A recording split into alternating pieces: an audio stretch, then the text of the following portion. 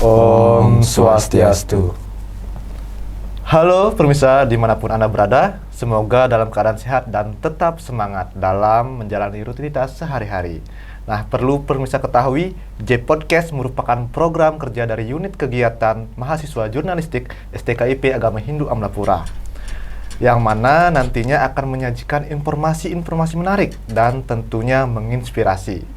Sungguh luar biasa kan UKM jurnalistik kali ini?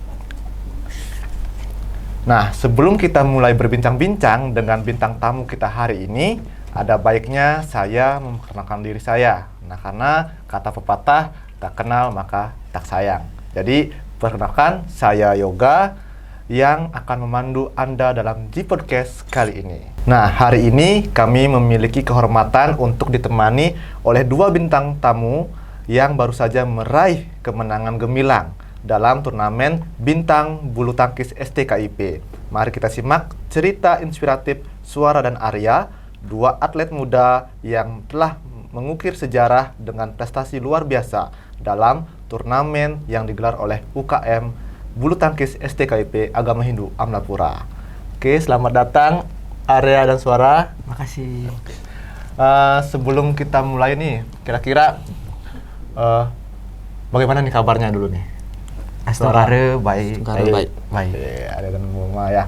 Terus sebelum lebih lanjut nih, saya berikan pertanyaan. Tentunya teman-teman yang menonton nih bertanya-tanya nih, siapa sih sosok Suara dan Arya gitu. Jadi mungkin dari Suara boleh memperkenalkan dirinya, lalu dilanjutkan oleh Arya. Halo, bagi yang belum tahu, perkenalkan nama saya Igusti Putu Suara Wiryawan. Saya semester 8 di kampus STKIP Negeri Amlapura. Saya berasal dari Subagan. Perkenalkan, nama saya Gusti Ngurah Arya Boma. Saya prodi agama semester 8. Saya asal dari Subagan sama seperti Suara. Oh iya. Oke, jadi dua atlet muda dari Subagan ya sama-sama. Dan tentunya tadi menarik bahwasannya mereka berdua nih udah menginjak semester 8 ya. Di mana pasti tentunya disibukkan dengan membuat skripsi ya, gitu ya. Oke. Nah, tapi sebelum kita lanjut ke pertanyaan nih, ada salah satu pertanyaan nih dari saya terutama nih sebenarnya. Nah, di mana Suara dan Arya kan udah semester 8 nih, tentunya sibuk dengan membuat skripsi dan segala macam. Nah, bagaimana sih nih kok bisa bisanya itu bisa masih meluangkan waktu untuk ikut dalam turnamen ini gitu? Oke, bisa dijawab mungkin untuk Suara atau Arya gitu. Terima kasih atas pertanyaannya.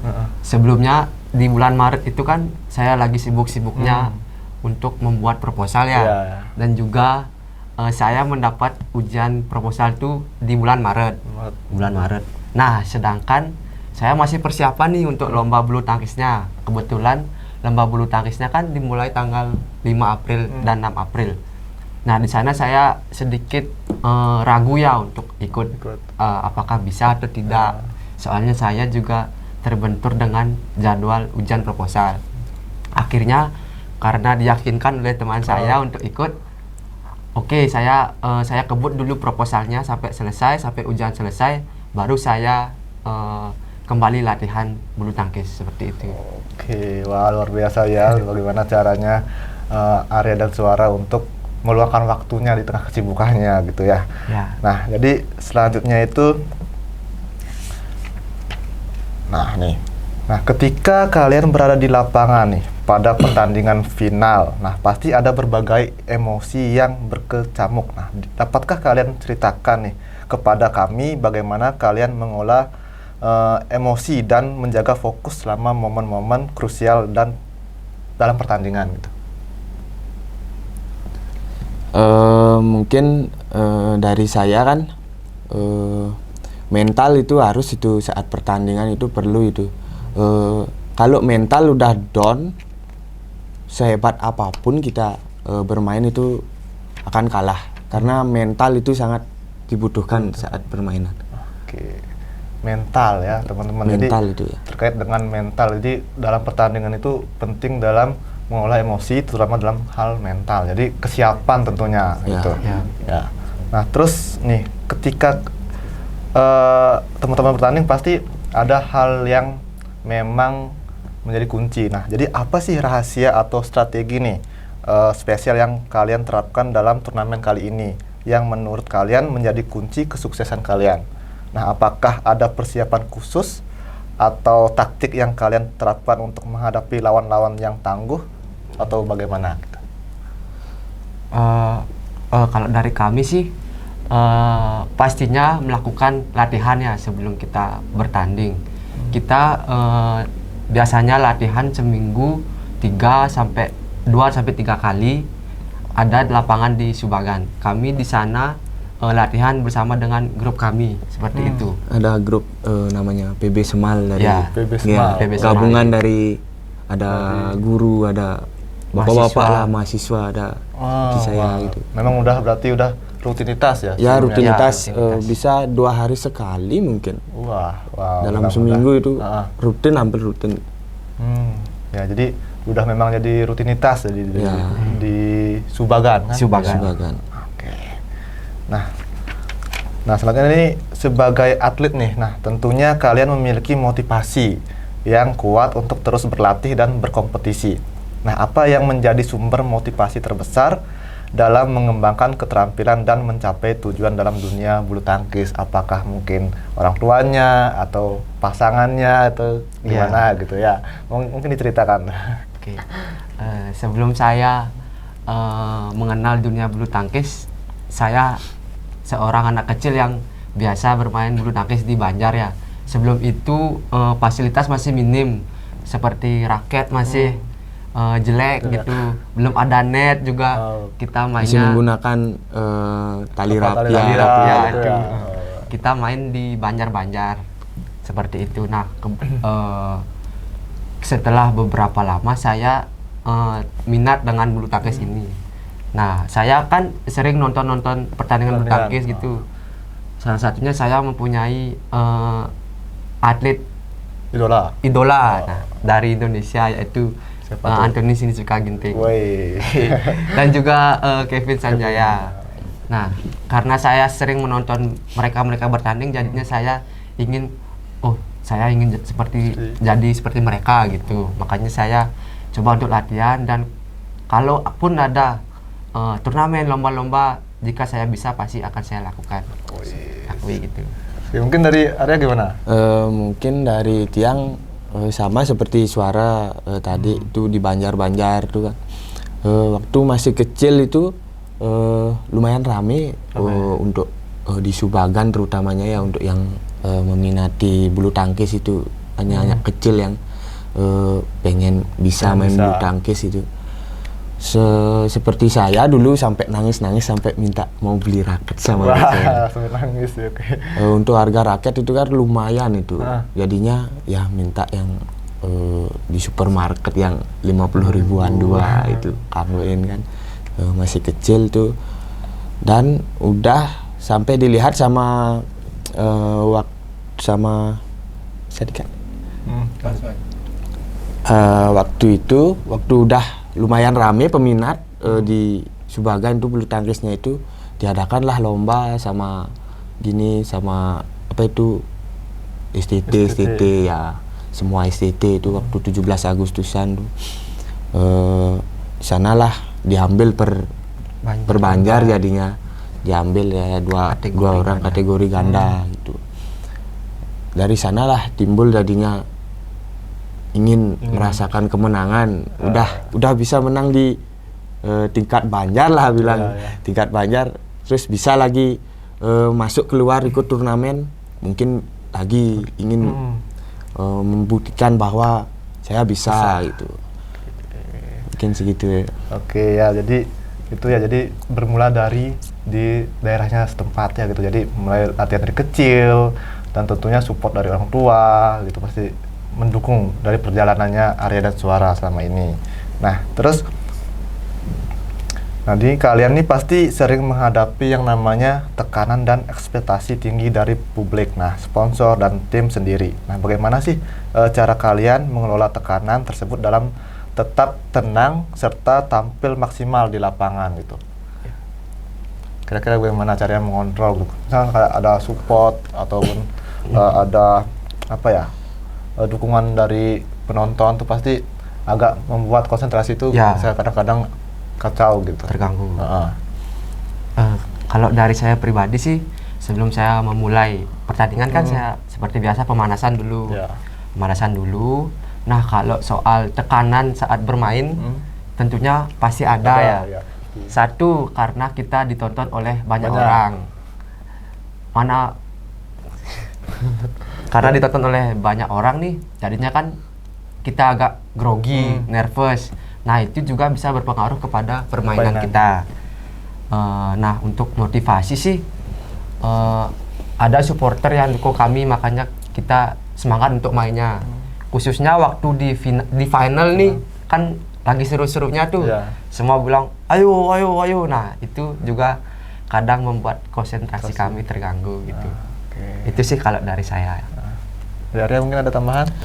Mungkin dari saya, biar permainan bagus, itu dari ganda nih ya. Ini kan ganda kita main berdua, tidak bisa selaras itu.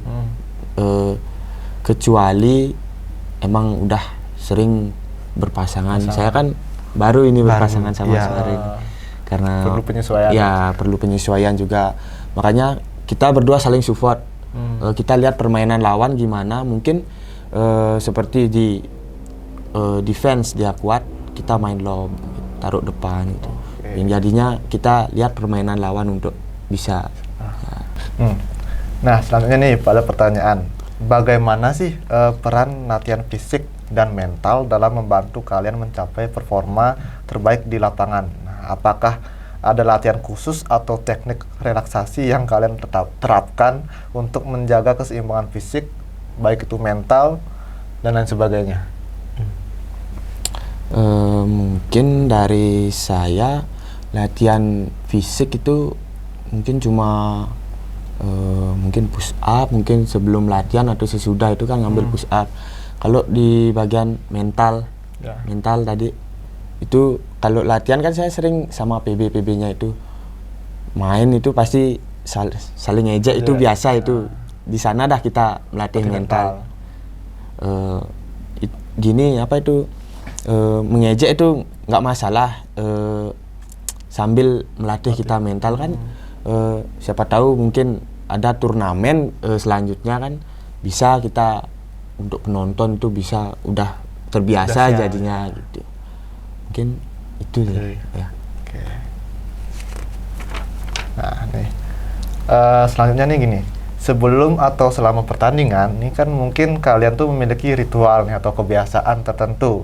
Nah, yang membantu kalian untuk memfokuskan diri dan menemukan ritme terbaik. Nah, apalagi kalau bertim kan atau ganda kan. Nah, itu bolehkah kalian mungkin berbagi nih sedikit ke Permisa tentang ritual atau mengapa nih kalian bisa merasa itu efektif gitu? Misalnya kayak bagaimana cara kalian itu untuk mengolah lapangan dengan ritme biar sesuai nih, karena kan ganda itu kadang-kadang harus menyamakan persepsi gitu. Oke, kalau dari saya sih, sebelum kita main itu kan kita udah mengetahui nih gaya permainan musuh ini gimana. Nah, sebelum kita bertanding, saya berdiskusi dengan rekan saya terlebih dahulu. Strategi apa nih yang cocok untuk dimainkan melawan pasangan ini gitu kan. Apakah itu di defense kayak atau di serang, lob, drop shot seperti itu. Nah, setelah itu biasanya sih kalau saya pakai GPU dulu di tangan biar nggak kram waktu main. Nah, setelah itu pemanasan sedikit, kemudian masuk ke lapangan dan jangan lupa untuk berdoa terlebih dahulu. Seperti itu sih. Kalau dari saya ya tadi itu sama seperti suara kan, melihat permainan lawan gimana. Jangan baru kita selesai bertanding, lawan bertanding itu harus ditonton. Setelah itu siapa kan lawan itu.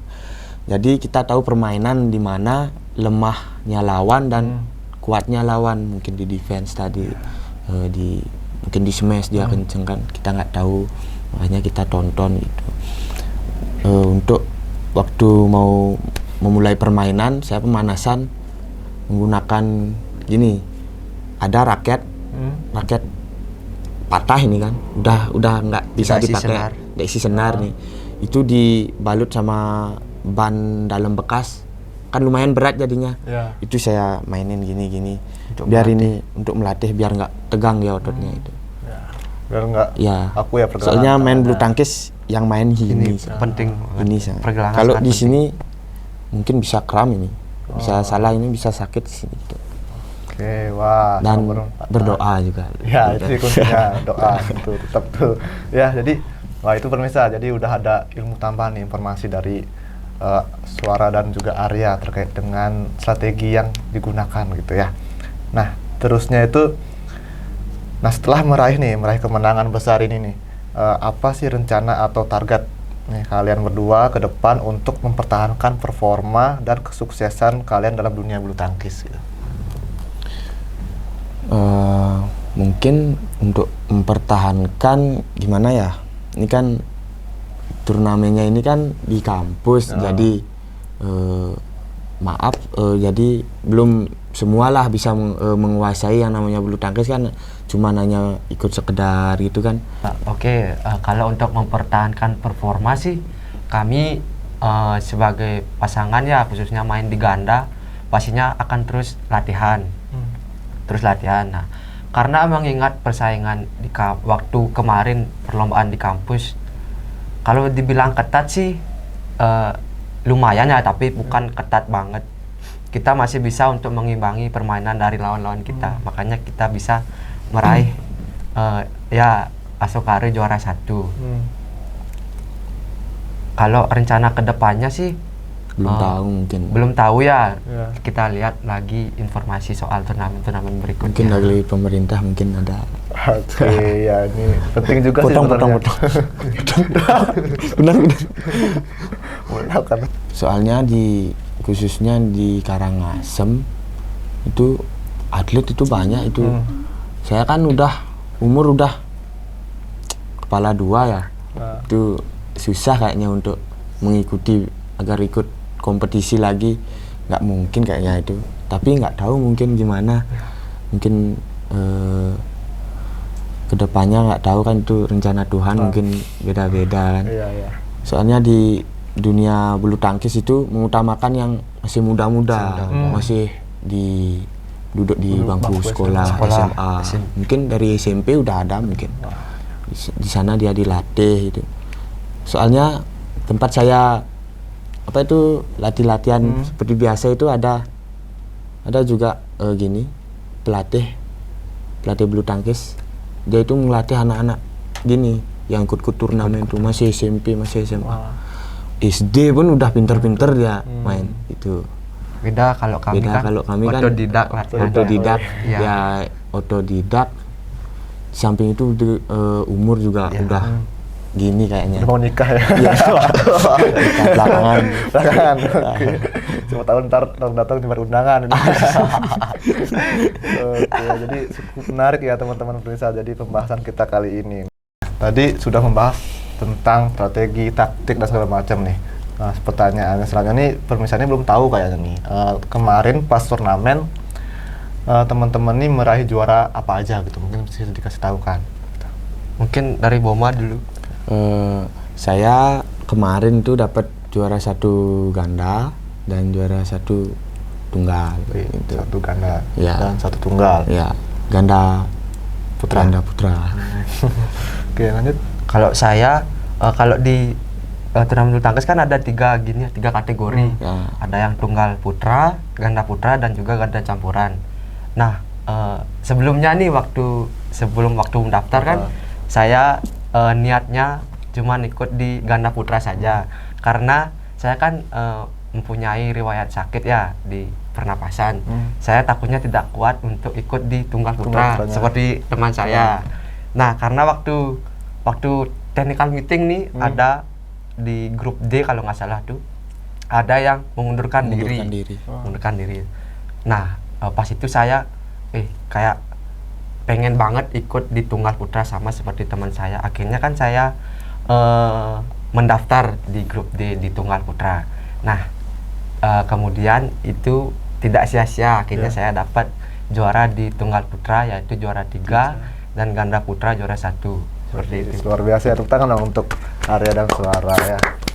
Jadi sungguh pencapaian yang luar biasa tentunya. Nah, jadi untuk ruang 1 Prodi Agama Hindu semester 8 harus bangga punya teman-teman yang berprestasi seperti ini ya. Terutama untuk PA-nya nih Ibu Diah juga harus support terus nih teman-teman mahasiswanya gitu ya.